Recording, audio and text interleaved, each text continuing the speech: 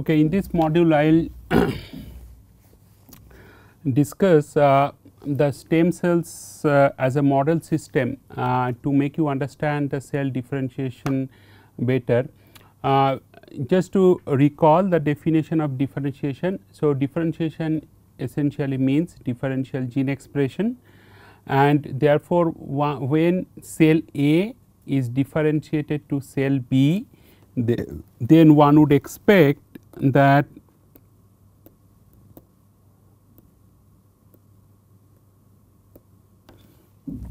when a cell A is differentiated to, or a cell type is differentiated to another cell type, and every time I show differentiation I always mark or sketch the nucleus in different shade, just to show that two cells have different gene expression.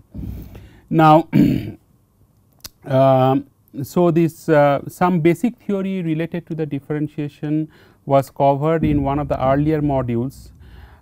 In this particular module I will discuss the stem cell differentiation process, and for this purpose I will also introduce you what is the definition of stem cell, how stem cell is different from other cell types, what are the different types of cell types, stem cell types, to have different types of stem cells, and how they are differentiated to other cell types.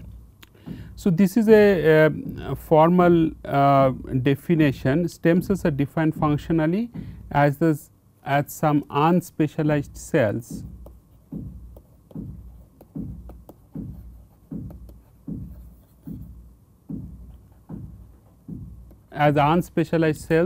that have the capacity to self renew as well as the ability to generate differentiated or more matured cell types.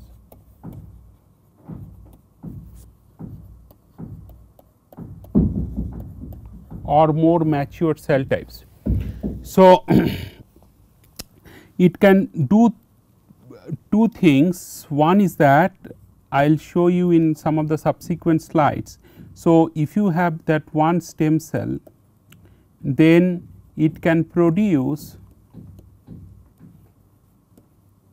two stem cells while maintaining the stemness. So, it is simply the proliferation of stem cells without being differentiated, but then each of these daughter cells now can undergo differentiation along certain lineages, and they can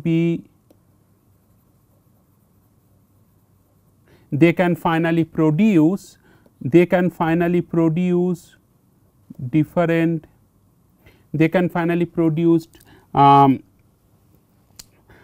different cell types, and these cell types. So, let us start with the marking of cell. Now, A to B and A to C. So, here up to this part your stemness is maintained. That means, stem cell is now growing, proliferating from 1 to 2, 2 to 4, like that. Now, when B goes to one specific lineage to produce matured cell type C, or C goes to, sorry, this will be D and this will be E. And when C is differentiated to produce to produce a different cell type E. Now, remember D and E have different functionality. So, although they come from the daughter cells, two different daughter cells of one mother stem cell, but their functionality of D and E is different, and therefore, in principle D and E can form different tissue type also. Now, as we progress through the subsequent slides, we learn more about it, and we learn more about the what are the different lineages are possible, what is the different types of stem cells, and so on. Now, stem cells, as you know, that have revolutionized the field of tissue engineering as well as human health care, and many researchers claim that almost most of the life threatening diseases can be treated clinically using stem cells, and therefore, in several countries around the world clinical trials using stem cells are currently underway. And so, in this perspective it is important to develop some understanding on the stem cells and how it can be useful in research related to biomaterials, particularly for bone tissue engineering applications. Okay. Now, having given this introduction to the stem cells, these stem cells can be defined by three unique criteria. One is self renewal, second one is the potency, and third one is the clonality. Now, each of these term has its own importance. So, self renewal means that it can undergo normal proliferation to produce a number of cells without while maintaining the stemness, and this particular case like this essentially that is possible because stem cells have the replicative capacity. Like any other cell types, stem cells also have a replicative capacity, otherwise you cannot call it a cell. So, essentially it is capable of extensive proliferation while maintaining the stemness, and this is immortal, unlimited and continuous. Now, clonality and potency can be described as follows, like single cell with the capacity to create more stem cells, and in terms of the potencies stem cells can be classified into 4 different types. One is totipotent, one is pluripotent, third one is a multipotent, and fourth one is a unipotent. Now, unipotent essentially means that ability to generate only one single cell type. Okay. Uni means one. So, unipotent means ability to generate only one cell type. Multipotent means ability to differentiate into many, but limited cell types. It is not all cell types possible, but limited cell type. Pluripotent means ability to differentiate to almost all cell types. So, that is a pluripotent, and totipotent means ability to different all kind of cell types, so that it can develop or it can mature to a organism. So, these are some of the examples are given. Pluripotent example is that embryonic stem cells, and you know that most of the clinical trials, if it involves embryonic stem cells, there may be lot of ethical issues as well as religious issues concerned. Multipotent is mesenchymal and hepatopoietic stem cells, and totipotent is oocyte or zygote. So, let me discuss things in little bit more details. So, the process of unspecialized cells becoming specialized cells is called differentiation or becoming other cell types that has been mentioned before, and differentiation also means that the acquisition of cell type or the matured cell type with specific morphological, phenotypic and functional features.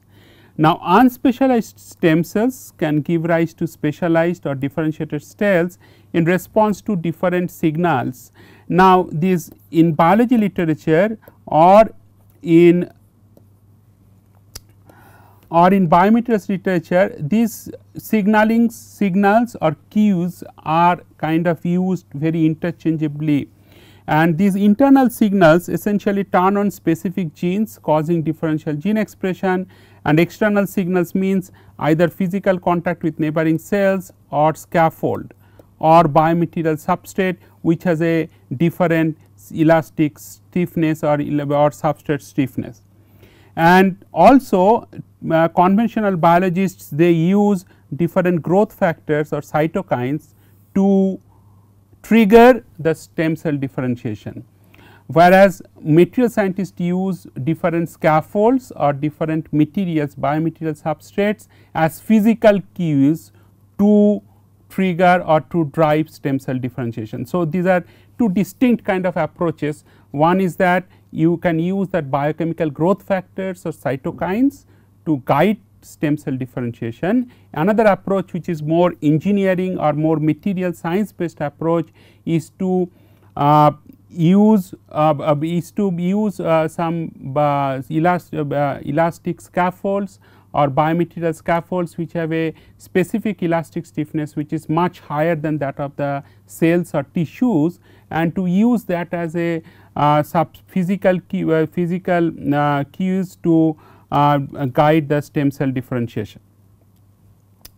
So, this is what has been mentioned in the last slide and it is shown here. So, you have some soluble factors like growth factors and cytokines which can drive the stem cell differentiation, and every time it shows that that this schematic you see that these nucleus are shown in different morphology or different kind of colors. Then you have the matrix molecules or you have that substrates that also can guide stem cell differentiation. So, stemness therefore refers to the common molecular processes underlying the core stem cell properties to self renewal and the generation of differentiated progeny. And it is important to mention also that is the stemness establishes their specialized cell cycles either related to maintaining cell cycle arrest in G1. So, remember that a cell goes to a difference one cell goes to G1, then there is a checkpoint, then S, then goes to another checkpoint, then go to G2 and then finally M. So, if a cell is arrested and G1 cycle itself, then it cannot go to unlimited growth conditions, but however it can now differentiate. Now, those things I will explain to you little later. So, as I said before that there are two different types of stem cells. One is embryonic stem cells like which is like embryos created during in vitro fertilization or aborted embryos that can be used to obtain that embryonic stem cells. Another one is that adult stem cells, and adult stem cells are available in bone marrow, muscle and brain, and these are like discrete populations of adult stem cells that generate replacements for cells that are lost during normal wear and tear, injury or disease. Another place that where adult stem cells can be obtained is placental cord. So, right hand side that one person's image is provided just to show that different sources for stem cells, where you can get these different types of stem cells that I have mentioned in this slide. There are specific biological methods to isolate mesenchymal stem cells. So, like bone marrow derived stem cells, so you can see that here it is shown like a case of a bone marrow biopsy. Then you take this biopsy needle, then you take it, and then there is the different whole bone marrow cell types like RBC, WBC, platelets, adipocytes, as well as hematopoietic precursor cell, endothelial progenitor cells and mesenchymal stem cells. Now, the complete procedure of isolation of mesenchymal stem cells from using this bone marrow biopsy is not under the purview of this course. However, it is just to shown that it is indeed possible to isolate mesenchymal stem cells in this route. Okay. As I said before that in the context of potency of the stem cells, you have pluripotent stem cells, and one of the that if you go back to that one of the earlier slides where I have mentioned, you have the pluripotent stem cells, and this pluripotent stem cells, one of the example is that embryonic stem cells. So, therefore, embryonic stem cells can be can differentiate to different cell type as mentioned in this particular slide. So, one of the cell type is adipocyte, like which make and store fat compounds, astrocyte that it is more related to the neurons or neural tissue engineering applications, like a type of glia cell that provides structural and metabolic support to neurons. Third one is cardiomyocytes, that is the cardiac tissue cells, and it actually form the heart and called myocytes. And remember, this cardiomyocytes is one of the very difficult cells to grow under normal ambient culture conditions. So, therefore, you need kind of very specialized tissue engineering scaffolds or substrates which can support the differentiation of embryonic stem cells to cardiomyocytes. And also I must mention these cardiomyocyte cells, they can beat like a normal heart beats in the when electric stimulation is given externally to these cells. Fourth one is the chondrocytes, that is cartilage cells, I have mentioned before also, that is chondrocytes. Fifth one is endothelial cells, that is the inner lining of all blood vessels, for example endothelium it makes. Hematopoietic cells that differentiate into red cells, red cells and white blood cells. So, in case of person suffering from blood cancer and those kind of cases, it is useful. Keratinocytes, that is cells that form hair and nails. Often you see in that open advertisement for treating hair loss, people use stem cells, and to treat the hair loss essentially they you use stem cells. So, the stem cells can differentiate to keratinocytes, and then you can one can have fresh hair and nails. Mast cells, that is associated with connective tissue and blood cells. Neuron, that is embryonic stem cells can differentiate to neurons that can form brain, spinal cords or peripheral nervous systems. Osteoblast, as I said multiple times before, osteo means bone, osteoblast means bone forming cells, and from osteoblast it can get differentiate further to a more matured osteoblast, that is called osteocytes. And remember that osteoblast and osteocytes have different distinct cellular morphology. Pancreatic islet cells, that is produce insulin, that is that these can be used to synthesize insulin. So, essentially for diabetic patients this is kind of useful. Smooth muscle cells, this is like muscle that lines the blood vessels and the digestive tract. Okay. Now, just a simple comparison between human adult stem cells. As I said that adult stem cells are have a very limited supply, and it can be isolated from specific areas or specific organs of a human patient, and placental cord is one of the place where adult stem cells can be isolated from. Whereas embryos or human embryonic stem cells are pluripotent cells, and they can differentiate to so many cell types as I discussed in the last slide. So, some of the points under this comparison, that stem cells are hard to access and purify, but however embryonic stem cells once isolated, the cells grow with high degree of proliferations.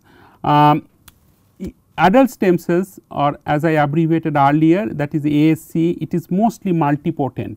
So, it can differentiate to many cell types, but not all cell types. That is the difference between multipotent and pluripotent. Now, human embryonic stem cells, as I mentioned before, they are pluripotent cells. Then third point is that their chromosomes tend to shorten with aging, but here chromosome length is maintained. Apoptosis may be early, where apoptosis is late. What is apoptosis? Apoptosis is the programmed cell death. As I mentioned while discussing about that embryonic stem cells, that use of embryonic stem cells in any clinical trials or typically in many research projects, that can attract serious ethical issues, whereas if you use human adult stem cells, the ethical issues much less. The last point is that adult stem cells, the functionality is more patient specific, hence less chances of immune rejection. In case of embryonic stem cells, there is indeed large chances or higher chance of immune rejection. So, having given this difference between these adult stem cells and the embryonic stem cells, next I would like to discuss that mesenchymal stem cells, and these mesenchymal stem cells are known to generate tissues. First they have the capability to differentiate to cell types like bone cell type, cartilage cell type, muscle cell type, ligament, tendon or adipose. So, therefore, in a way they have the capability to generate tissues such as bone, cartilage and so on. And in the presence of adequate stimuli, remember this stimulation that is I have mentioned in the context of cell signaling. So, in the context of cell signaling, what I mentioned that you have a one cell types, or let us say this is one cell. So, it gets different signal molecules or different signaling cues like A, B and C, which is required only for survival. But if it wants to differentiate to another cell types now, then what it needs some additional signaling molecules or signaling cues, that is D and E. So, that is what has been again reminded here, that in the presence of adequate stimuli, that means you need all these different stimuli, so that it can differentiate to adipocyte, osteoblast and muscle cells. Remember that the signaling cues D and E, which helps in differentiation, that would be of different types when the MSC will differentiate to adipocytes, whereas different type of signaling cues would be required for osteoblast, and at the same time different type of using the same logic different signaling cues are needed for MSCs to differentiate to muscle cells, that is rich in myotubes. So, essentially muscle cells come, they fuse together, then they form a myotubes. And MSCs are indeed rare, relatively rare in the bone marrow, like 1 in 10 to the 5 mononuclear cells, and detected in bone marrow and other places as is mentioned. So, let me take a little bit more time to explain this slide, so that you understand and perhaps you can remember this important slide. This slide is little crowded, so therefore, I need to spend little bit more time. What I am showing here, that is the class of I am trying to describe that this I am trying to describe that differentiation of mesenchymal stem cells. So, you have this is your mother stem cells or parent stem cells. So, here I can draw another cells, and let us consider this nucleus with blue like this mother stem cells. Now, this is the 3 stem cells here and 3 daughter stem cells. So, this is the one stem cell, this is the one daughter stem cells, this is the second, and then from 2 other, then you can produce 2 more. So, then you can produce 2 more. Now, each of these stem cell type now can undergo differentiation along specific lineages. So, first one is that osteogenesis, osteo means bone. So, essentially it will undergo differentiation along these lineages, it will undergo differentiation to bone cells. Now, these lineages in a more simplistic terms I can define like each one of us come from a certain lineage. For example, our father, grandfather, great grandfather. So, it comes from that lineage, and then you carry a specific family name and so on, because you come from that family tree. So, similarly, once you try to understand that how stem cells will differentiate, now each type in a specific lineage you can consider it as a grandfather or great grandfather or father and yourself. So, essentially it comes through that particular lineage. So, when it considered that osteogenesis, the first one it comes transitory osteoblast, like it is not yet mature osteoblast, but is it in a transition stage. Then it forms that osteoblast, that is bone forming cells, and finally that end member of this osteogenesis is osteocytes. Now, if you see morphologically, osteocytes is much more star shaped cells, whereas osteoblast has a specific shape, it is more flattened kind of shape. So, morphologically osteoblast and osteocytes are different, and you should be able to distinguish osteoblast and osteocyte morphology on a fluorescence microscope. Now, along the same line, if you want to understand that chondrogenesis process, that is again to make that cartilage cells. So, essentially the first one is transitory chondrocytes, then comes your chondrocytes, then you go to that hypertrophic chondrocytes, like it is growing now.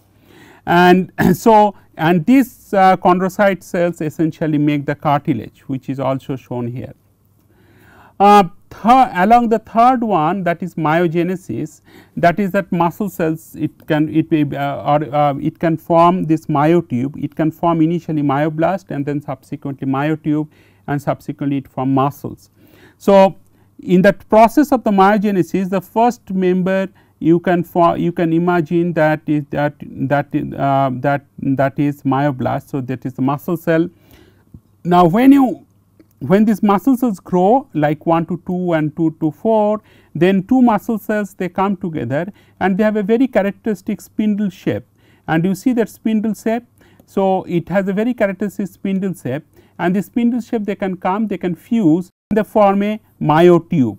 So, this myotube has a larger length and also has a specific aspect ratio, and that forms a smooth muscle cells. So, along these three lineages I have mentioned, I repeat, like it is osteogenesis, chondrogenesis and myogenesis. Now, let me discuss little bit more on the underlying biological aspect. Now, first stage is I separate it out as a proliferation. Proliferation is where your stemness is maintained, like stem cells are now proliferating to large number of stem cell population, with each of them having the capability to undergo differentiation along a specific lineage. Now, what is commitment? Commitment means once a stem cell is committed to undergo differentiation along osteogenesis pathway, then it will follow that specific pathway. It cannot suddenly go from transitory osteoblast to transitory chondrocyte. So, this kind of thing is not a reversible process. So, I have just marked a cross there. So, once it is committed, then it will ultimately from osteoblast and osteocytes if it is committed along this lineage. So, that is called commitment. Now, lineage progression means like along this particular lineage, now transitory osteoblast will now differentiate to osteoblast and to osteocytes. Now, fourth one is the differentiation, that means it has a differential gene expression, it has a different functionality, it is more matured or more specialized cell type than your initial stem cells. And last one is the maturation. Maturation means now osteoblast also is now matured to a is now matured to a different cell type is osteocytes, whereas myoblast fusion which leads to the formation of the myotube. So, this I think entire thing I have kind of covered in this module, which discusses this differentiation of the stem cells.